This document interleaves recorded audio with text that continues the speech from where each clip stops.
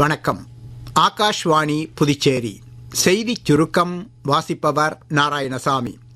இந்திய ஜனநாயகத்தில் மகளிர் பிரதிநிதித்துவம் முக்கிய தூணாக திகழ்கிறது என பிரதமர் திரு நரேந்திர மோடி தெரிவித்துள்ளார். காமன்வெல்த் நாடுகளின் நாடாளுமன்ற அவைத் தலைவர்களின் 28வது மாநாட்டை இன்று புதுடில்லியில் தொடக்கி வைத்து பேசிய அவர், கிராமப்புற உள்ளாட்சி அமைப்புகளில் சுமார் 15 லட்சம் பெண் பிரதிநிதிகள் உள்ளதாக தெரிவித்தார். கடந்த சில நாட்களில் 25 கோடி மக்கள் வறுமையின் பிடியிலிருந்து மீண்டுள்ளதாக அவர் தெரிவித்தார். இந்தியா உலகின் மிகப்பெரிய தடுப்பூசி உற்பத்தியாளராகவும் உலகின் 2வது எஃகு உற்பத்தியாளராகவும் உள்ளது என்றும் பிரதமர் தெரிவித்தார். ராஜஸ்தான் மாநிலம் ஜெய்ப்பூரில் 78வது இராணுவ தினம் இன்று கொண்டாடப்பட்டது. இதனை முன்னிட்டு நடைபெற்ற பிரம்மாண்ட அணிவகுப்பு நிகழ்ச்சியில் இந்திய இராணுவத்தின் வீரம், ஒழுக்கம் மற்றும் மேம்பட்ட இராணுவ திறன்கள் வெளிப்பட்டது.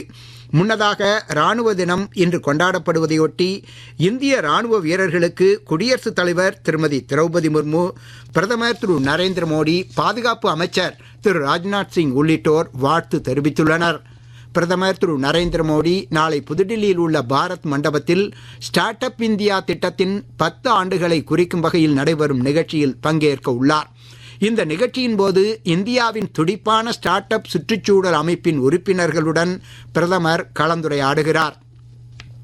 தமிழர் திருநாளாம் பொங்கல் பண்டிகை இன்று நாடு முழுவதும் உற்சாகமாக கொண்டாடப்பட்டு வருகிறது. புதுவை, தமிழகம் மட்டுமின்றி உலகம் முழுவதும் உள்ள தமிழர்களால் இப்பண்டிகை உற்சாகமாக கொண்டாடப்பட்டு வருகிறது.